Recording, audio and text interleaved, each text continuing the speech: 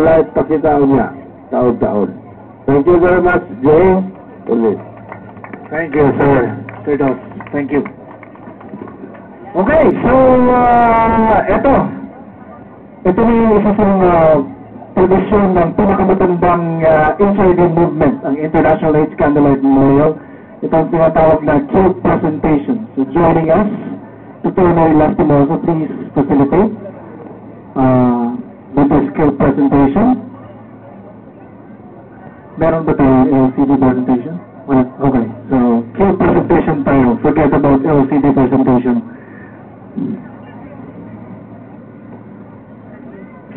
Ang field presentation, ito'y pagtatahi, paggamit ng kamay o sewing machine, na ang proseso ay paggamit ng dagong or needle na thread para i-join ang buha or dagan pang layer material para mahimong kilt. No? Ginahimo sa tulo ka ang layer. Una, ang kilt top, katong na ay decoration, tapos batting or insulating o ang layer na backing material. So ito ang paghimo sa kilt presentation. Ang pinakasikat na kilt presentation ay ang AIDS Memorial Kilt.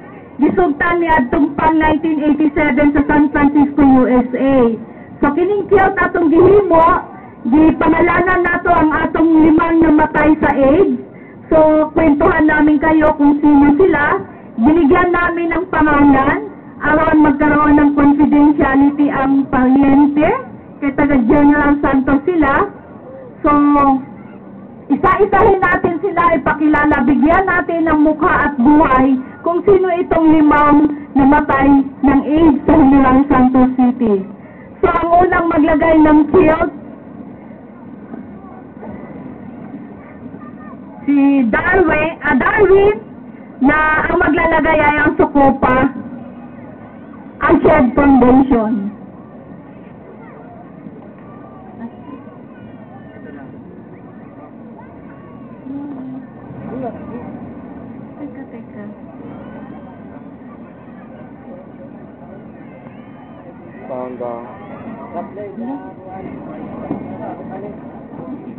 Sound check. Okay, ito na yung simula track.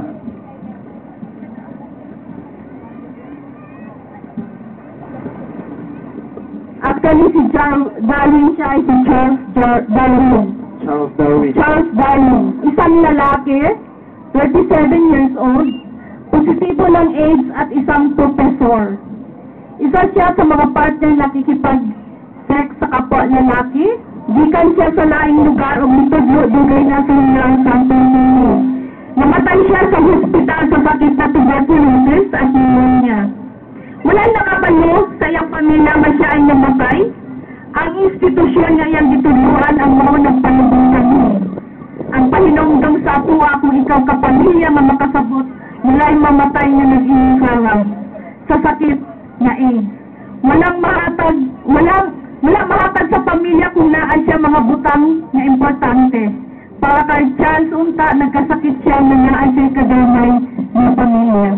Okay, so sana pa yung pera niya, Dra? Hindi ko alam. Okay. So ganun po, ang epekto, no? Kasi pag may AIDS ata, ang feeling mo isolated ka. Kaya yung... Sumuadto ta kay Fanny. Sino maglalagay nito, Dra? Ang Sukopa Foundation. Si Fanny, isang lalaki na OFW, 37 years old. Siya ay positibo sa AIDS o mamatay sa sakit na pneumonia. Dagan siyang gisa-eskwela mapag-umangkon. Pero kung nabaluan na siya ay namatay og AIDS, nasuko ang mga pasyente tungod sa kaulaw sa iyang sakit. Si Fanny ay biktima lamang sa sakit na AIDS. Kung mawala nga itong pagkaulaw, mutaas ang pagpaminaw sa informasyon o maprotektahan nato ang atong kaugalingon na matakdan og AIDS. Ug atong masabtan ang atong mga pinalangga sa kinabuhi, magpakita nato kung unsa nato sila ginuhan o gipalangga.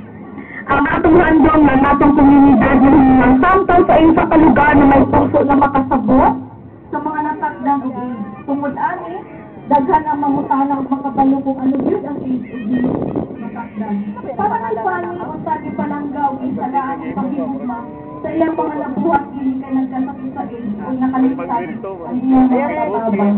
Ayan, dyan ka yan. Ayan, pa may Sunod, Garly, ano ka ba? Ayan, tibong na ito. ang maglalagay ng field ay ang nakalimutan ko.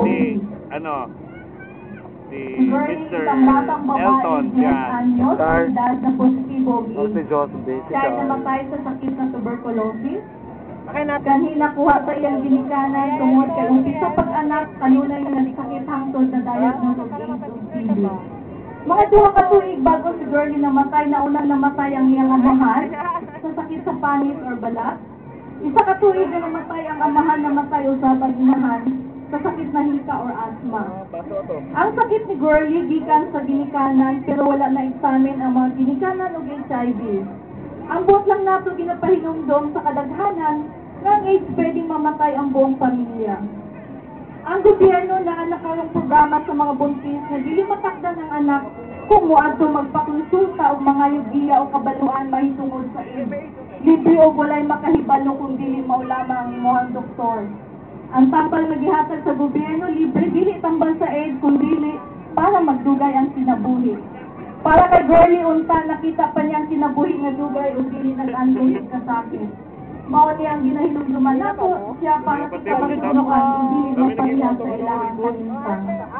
Okay, naintindihan niyo yan. Medyo, medyo talaga ma-impact na ito ngayon sa napapapigil sila. Makinig na mabuti.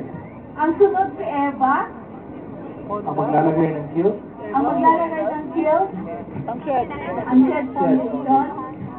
Si Eva is 28 years old. Sa baba na lang, Entertainer. sa baba na lang. Positibo sa AIDS at namatay sa sakit na pneumonia. May 2 ka anak, naapod siya ka-live-in. Namatay siya na wala kabalo ang partner na ka-live-in. Ang Republic Act 8504, mauni ang AIDS mo, nagsulti nga ang pasyente ang magsulti sa iyang partner na naa siya'y sakit sa na AIDS. O mananghid sa doktor sa iyang confidential trusted, natabangan siya sultian ng partner. Si Eva nakasulti unta kung kita nga naa sa palibot nakasabot sa iyang sakit o kahintang kay biktima lang po siya. Dili katuyuan na magkasakit siya og AIDS. Pang-apat na. Eva.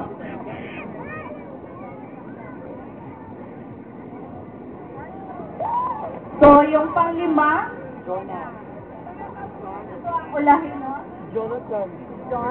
Ang pang-5, ipangalanan natin si Jonas. Siya ay 38 years old, minyo, na duha ka lalaking mga anak. O siya ay mangingisda. Naging seaman siya tumuna tungod sa iyang sakit, wala na siya kabalik sa pagkasiman. Kaya gisnaan na siya sa pangingisda, no? Sa ating commercial district. Siya ay positibo sa AIDS, namatay sa sakit na diarrhea. Ang iyang mga naipon nga kwarta na holospidyo, balik-balik sa hospital. Na-enroll sa CAP ang anak sa Swerte, wala man nagkaserbisyo ang maong premise plan. Ang mga anak wala naka-eskwela, ang inahan wala pud kakuhaan ng panginabuhi. Kay Jonas, ang mahinumduman nato kung ang padre di pamilya ang mawala, daghan ang masakripisyo, tungod wala na'y matabang na amahan na mao'y gisaligan. So, Okay. Lalim mo na. Sabihin na sa mga may asawa, katong 5 ang namatay nga may HIV/AIDS sa General Santos City. Sila ang 5 namatay sa atong Pinangang Syudad. Sa karon ang nagrehistro sa Social Hygiene Clinic, naatay 17 positibo og HIV/AIDS na ay professional, driver, OFW, ug ang katong 2 ka semana isa ka estudyante. Sa pagkakaroon ng edad na sa 20 years old na to sa 37 years old, ang ginapahibalo nga ang batanon pa og kanis sa mga nagpa-examine lamang og kanilang dugo, no? Naapay 12 ka tao nga nagkinahanglan sa atong pagsabot, understanding or compassion tungod kay sila positibo sa HIV/AIDS. Dili man kahadlukan tungod dili man makuha o dili ka matakdan basta-basta niining sakit. Paano matakdan sa AIDS? makipag-sex na walay proteksyon sa sobra sa isa ka partner o positibo pagyud og HIV. Tama naman. Blood and blood products. Ito yung blood transfusion or